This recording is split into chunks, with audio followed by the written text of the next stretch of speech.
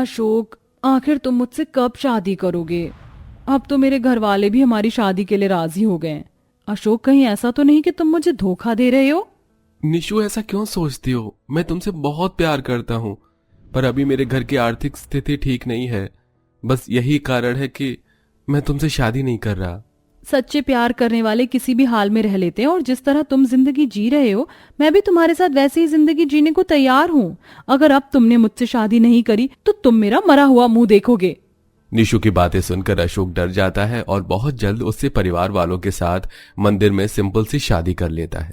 इस तरह निशु, जो कि एक अमीर घर की बेटी थी, वो अपने प्यार के साथ रहने के लिए उसकी गरीबी के हालात भी अपना लेती है और अपने गरीब ससुराल में आते ही वो खुद को एडजस्ट करने की कोशिश करती है। और ऐसे ही एक दिन। भावना, बहुत दिन हो गए मैंने कुछ अच्छा सा मोई तो नहीं पिया, पर मैं समझ सकती हूँ हमारी आर्थिक स्थिति इतनी अच्छी नहीं है कि आप लोग मुझे कुछ ऐसा पिला सकें। भाभी, शादी से पहले आपने बहुत महंगी महंगी ड्रिंक पी होगी, पर आज मैं आपको अपने हाथ की ऐसी लजीज लस्सी बना कर दूंगी जिसे पीने के बाद आप सारी महंगी ड्रिंक भूल जाओगे। अच्छा, और तुम ये लस्सी बनाओगी कैसे? हमारे घर में ना तो फ्रिज है, और ना ही बर्फ, और ना ही ड्रिंक बनाने के लिए कोई सामान।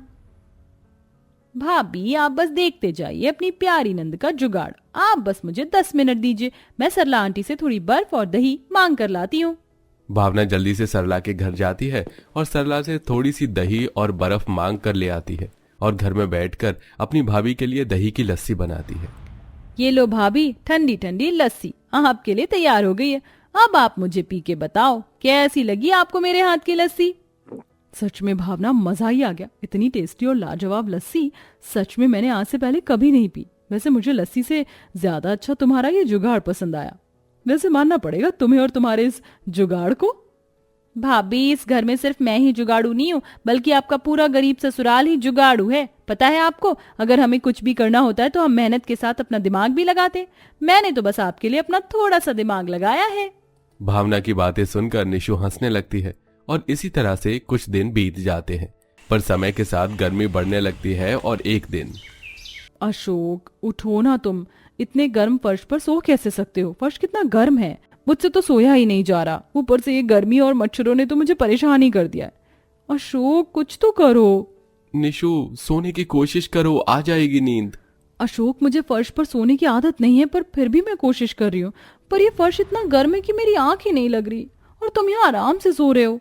मैं समझ सकता हूँ निशु, तुम यहाँ पर आकर बहुत ज्यादा एडजस्टमेंट कर रही हो, पर तुम फिक्र मत करो। मैं और मेरा परिवार तुम्हें किसी भी चीज की कमी नहीं होने देगा। तुम बस मुझे 10 मिनट दो, मैं अभी तुम्हारे लिए कुछ करता हूँ। अशोक निशु से बहुत प्यार करता था और वो उसे दुखी नहीं देख सकता था। इसलिए रात के 1 बजे उठकर अशोक कुएं से पानी भरकर लाता है और पूरे फर्श पर फैला देता है। कुछ देर बाद अशोक पूरे फर्श को साफ करता है और निशु को सोने के लिए कहता है।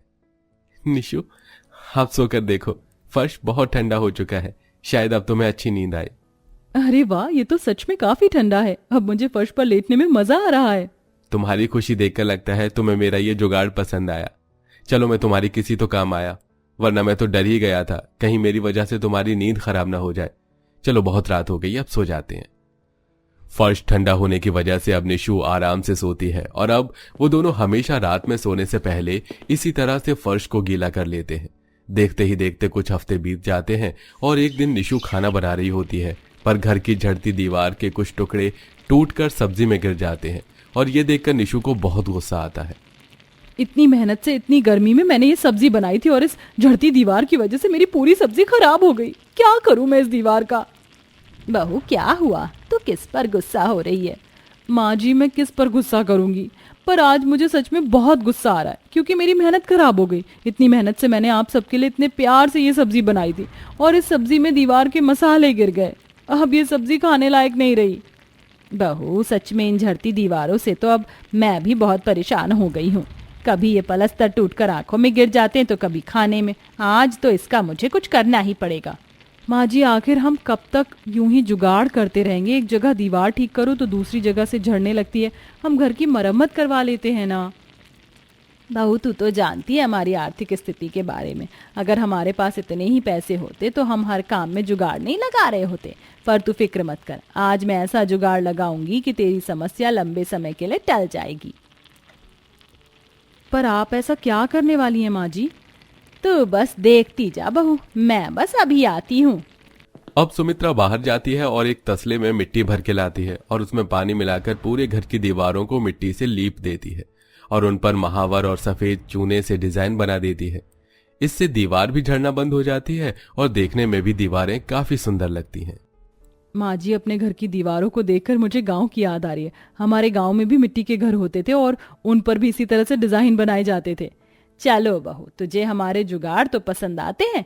अच्छा बहू, इस सब्जी को फेंक कर कोई दूसरी सब्जी बना ले, क्योंकि अब ये खाने लायक नहीं रही। और शाम हो गई है और तू तो जानती है ना, सब शाम को भूखे आते हैं और आते ही सबको खाना चाहिए होगा। हाँ माँ जी, मैं बस जल्दी से फिर से सब्जी बना लेती हूँ।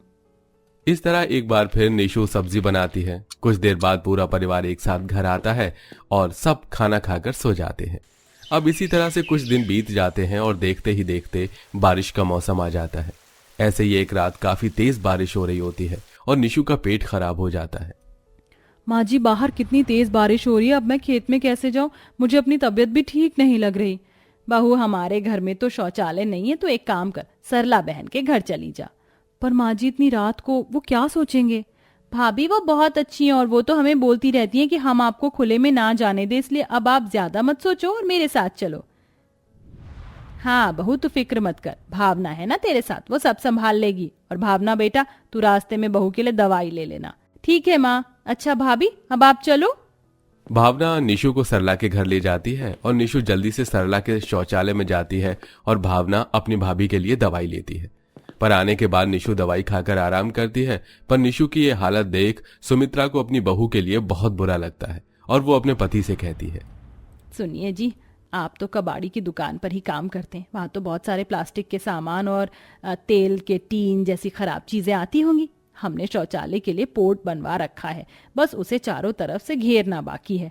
और हमारे पास इतने पैसे नहीं है कि दीवार से शौचालय को तैयार कर सके, और बहू को खुले में जाने में दिक्कत हो रही है। आप कुछ जुगाड़ लगाइए ना। अरे भाग्यवान, तुम फिक्र मत करो, कल सुबह होते ही मैं दुकान से फालतू की बेकार चीज ले आऊंगा और बाहर बहू के लिए वॉशरूम बना दूंगा। उसके बाद बहू को कहीं जाने की जरूरत नहीं पड़ेगी। इस तरह सुमित्रा और निशु के ससुर बारिश के रुकने का इंतजार करते हैं और सुबह होते ही निशु के ससुर अपनी दुकान से कुछ प्लास्टिक टीन ले आते हैं, जिसे तोड़कर निशु के लिए एक छोटा सा वॉशरूम बनाते हैं।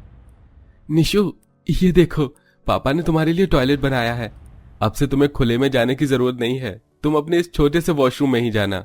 आप सब मेरे बारे में कितना सोचते हैं और मेरा कितना ख्याल रखते हैं। आप लोग इतने गरीब हैं, पर आपने कभी मुझे गरीबी का एहसास नहीं होने दिया। थैंक यू पापा जी, थैंक यू माँ जी, और थैंक यू सो मच भावना। भाभी, हम सब एक परिवार हैं और अगर हम आपके बारे में नहीं सोचेंगे तो कौन सोचेगा? और वैसे भी आप इतनी अमीर घर की लड़की होकर भी हमारे घर में इतना एडजस्ट कर रही हो और कुछ कह नहीं रही हो, तो हमारा भी फर्ज बनता है कि हम आपके बारे में सोचें। इस तरह अपने गरीब ससुराल वालों का प्यार देखकर निशु भावुक हो जाती है और धीरे धीरे अपने गरीब जुगाड़ू ससुराल वालों के साथ रहकर निशु भी जुगाड़ लगाना सीख जाती है। वैसे दोस्तों, आपने अपनी जिंदगी को आसान बनाने के लिए कौन सी जुगाड़ किए हैं, हमें भी कमेंट में जरूर बताइएगा। क्या पता वो किसी और के भी काम आ जाए।